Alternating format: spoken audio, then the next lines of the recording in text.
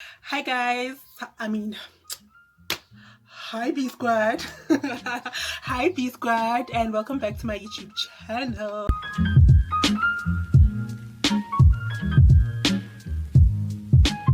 Hi B Squad, I hope you guys are good. I hope you guys are well. Welcome back to my YouTube channel. If you are new here, welcome, welcome, welcome. I hope you will be joining my little family.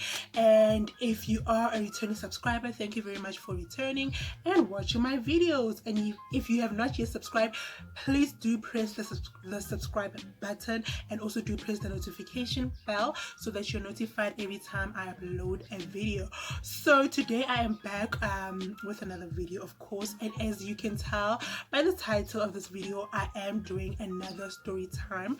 This is my second story time, so I thought let me just record another video for the week and do a story time. So today's story time is a story about me when I got arrested, not arrested exactly, but I got arrested for public drinking. It's not as bad as I am saying it, you know. I didn't really get arrested, but I almost did. So let's start our story. Unfortunately today I don't have any babes. My babes are finished and I'm not going to, I will take it or leave it. No, they can just leave it. So anyway, let's just get straight into this story. So yeah, it started, it was a Friday afternoon. It was a Friday, né? It was a Friday. It's class. I've got class, like usually on Fridays I used to have like 1 or 2 class. So it's another story in Pretoria. Everything just went down in Pretoria basically. So what happened is that it was a Friday. I went to my class, I attended my class, finished and stuff. So one of my friends were like, there's an opening of a club in Pretoria Central. Do you know those Pretoria Central clubs? Like, I really didn't like Pretoria Central clubs. I preferred places like House 22, Rhapsodies, like I mentioned, places like Hatfield, where we'd go to like coffee and all those other clubs. But I just felt like, no, I'm not the girl to go to Pretoria Central clubs. But that day, you know, I was like, let me just go, you know. I think this was my second year. I think it was my second year. Definitely not my first, but it was my second year. So, okay, it was an opening of a club. The club was located, you know, on Church Street. I know that the names of Pretoria streets have changed, but it was called Church Street. Like, you know, the TUT campus in Pretoria Central. So right opposite it, like as you go down, there were a few clubs. There was a club that was opening there. The name of the club was actually Zoom Zoom. If you went to TUT, you will remember this club. It was called Zoom Zoom.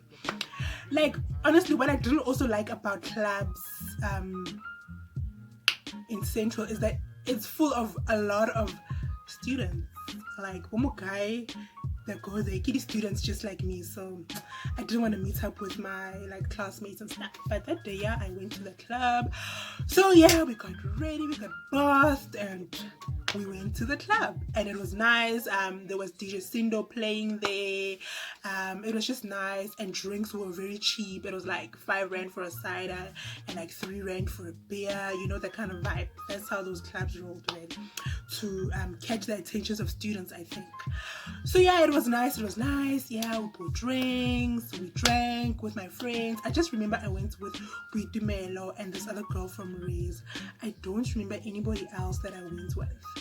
Okay, cool. We at the club. It's nice. And the club probably closed, I think 3. I'm not sure. I can't remember clearly, but we left when the club closed. So the club is closing now. It's time to go home. So we were still drinking. Obviously, we had just like that one drink. So we're like, okay, we'll just drink this on the way. Okay, Kimo, I've got my drink, and we also, I forgot the other part. We met some other guys there. They were also students at TUT, but they stayed because I stayed at that time. I had moved to Rays, so that's why I'm saying this is probably my second year or my third year. So at that time I had moved to Rays. My Rays was Muzinda. It was called Muzinda Residence. I think it was in Pretoria as a north.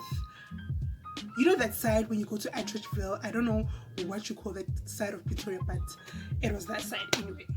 So This guy that I had met and his friends, I think, they stayed in Pretoria Central. There's a res there in Pretoria Central, yeah, TUT. They stayed there. Okay, cool. So we're walking with these guys. I don't remember if they had bought us drinks or what happened, but we were walking with them. I've got my drink. It's almost finished. So as we reached the theater, there's this theater place. Is it called Church Square? I think it's called Church Square. But there's a theater there. As we reach that theater, these guys that patrol come. Bear in mind, I've got my drink. Just when I was about to throw it away, it was too late. Like, it was too late. They saw me and they're like, yeah, come. So my friends left. My friends left, okay? So they left, and then obviously now I have to go with these police, you know? And then this guy, okay, decides like he's gonna come with me now. Okay, cool, we get there. And I was not the only one. There were other students that were there. And I think I only had money for taxi, if I could remember. I didn't have like enough money on me. Okay, cool. So this guy, they were sitting there waiting to hear what's going to happen next. I'm sad now. I'm crying because I just got arrested for public drinking, and if I'm going to jail, I'm going to need to call my mom. And what am I going to say? What was I doing at that time outside, you know?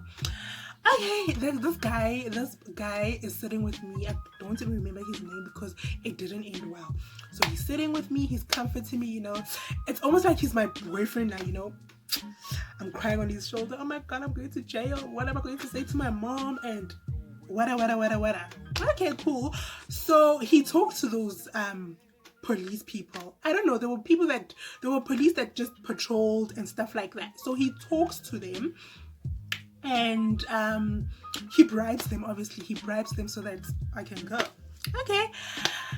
I'm a bribe, then I could go. He bailed me out. Okay, I was bailed. All right. So in my head now, I'm thinking, we like walking now. We're walking. So he stays in Pretoria Central, like I said. And I stay the other side. So obviously now I have to wait for taxis to start and go back to my res, you know. Okay, we are walking. So in my mind, we are just walking just like to pass time so that I can get a taxi. We're walking. How? We reach his race, outside his race. Okay, I'm like saying, okay, now I'm going to catch a taxi. I'm going home. He's like, what? I'm like, I'm going to catch a taxi. I'm going home. I'm going to raise. I'm going to go Muzinda. You know, that's where I stay. He's like, no, you're coming with me in. And I'm thinking, I'm going with you. Where?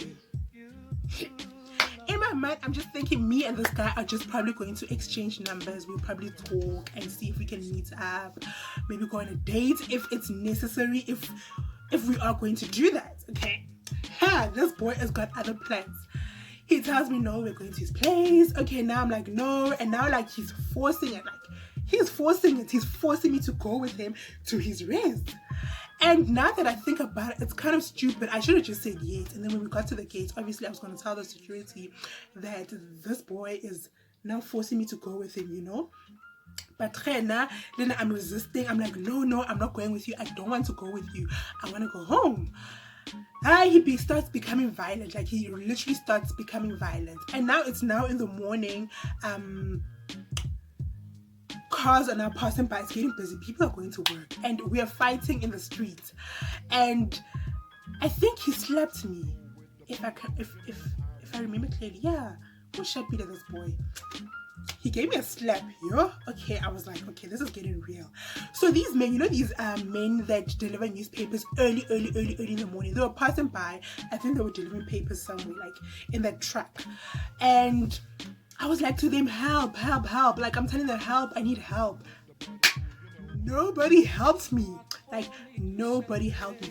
Okay, like now we are fighting. He's pulling me to the res, and I'm just telling him I don't want to. Like, it was a mess. Like, it was a mess. Imagine, it's in a busy road, and yeah.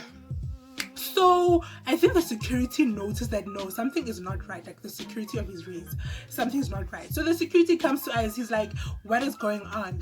I'm like to him, I tell him what happened, everything that happened, like the whole story of the public drinking and him paying me off, and it's almost like now he wants me to go with him so we can do the deed, so I can pay for what he paid for me, you know. I tell him then, you're the security guard.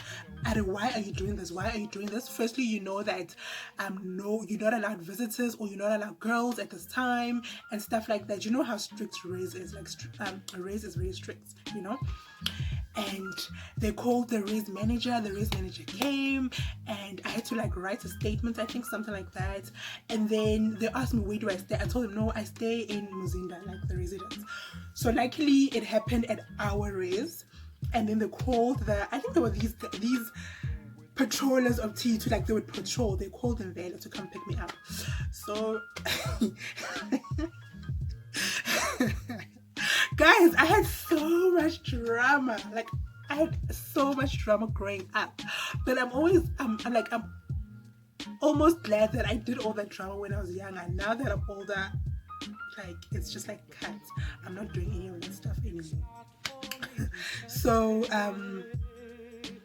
they came to pick me up. So now we're going to my race now. Like I'm the sad girl, I'm crying, you know. I'm sad. Like all this happened to me. This guy slapped me, first of all. I got arrested for public drinking. My friends left me. So I get to Muzinda and obviously I'm brought by this car. They call my race manager. And I think his name was Hosi at that time. If I'm not mistaken, his name was Hosi. He also passed away, by the way. So I get there and he sees my face. He's like, it's you again. Like that guy didn't like me because I was always up to mischief. He always had to come to me and say, stop doing that, don't do that, like this is not right, you know. So he didn't like me, and for some reason he did not even believe my story about this boy and stuff. Like he was just like, it's her, you know, whatever, you know. He just didn't care about me, because me and my friends, guys, we are always up to mischief, like always up to mischief. Like I've got so many stories. I remember once with this race manager, it was holiday time, right? It was holiday time, and then obviously when it's holiday time you don't take all your stuff home. Like you pack your stuff and you pack your stuff neatly. So what happened is that I came back to race and my things were gone. I had a new jacket that I just bought, like my clothes were gone, like things were stolen out of my room. And when I went to report it, he was like, there's no way, did I lock the door? There's no way that anybody could enter. But when I moved out of race, my friend moved in and same thing happened to her. Her things got stolen.